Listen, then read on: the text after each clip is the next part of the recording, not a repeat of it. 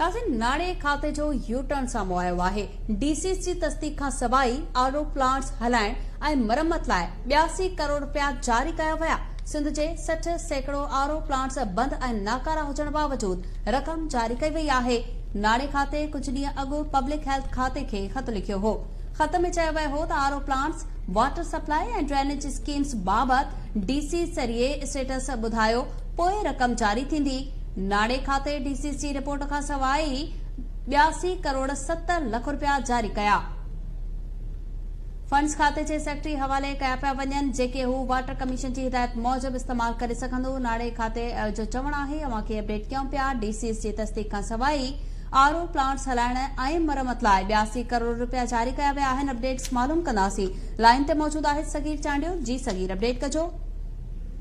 जी बिल्कुल सबा, असांजे नाणे खाते जो यू टर्न साम्हूं आयो आहे ऐं डीसी जी वेरिफिकेशन खां बिना जेको आहे उहो आरओ प्लांट्स लाइ जेके आहिनि उहे 82 करोड़ रुपया जारी कया विया आहिनि। मां खे ॿुधायां, सिंध में हिन वक़्तु जेको आहे उहो 60% खां वधीक जेके आहिनि उहे आरओ प्लांट्स बंदि आहिनि, अक्सर नाकारा बणियल आहिनि। उनजे बावजूद बि जेको आहे पहिरियों क्वार्टर जारी कयो वियो आहे। उनखां कुझु ॾींहं अॻु जेको आहे सिंध नाणे खाते जे अख़्तियारनि पब्लिक हेल्थ इंजीनियरिंग खाते खे ख़त लिखियो हुयो। उनमें इहो चयो वियो हो सभ खां पहिरीं लाॻापियल जेके डीसीज आहिनि, यानी जिन ज़िलनि में इहे आरओ प्लांट्स लॻल आहिनि, उन्हनि आरओ प्लांट्स, वाटर सप्लाई ऐं ड्रेनेज स्कीमनि बाबति जेको आहे स्टेटस ॿुधायो वञे त इहे कहिड़ी हालत में आहिनि, केतिरा जेके आहिनि उहे आरओ प्लांट्स हलंदड़ आहिनि, समूरी रिपोर्ट्स जेका आहे उहा ॿुधाई वञे।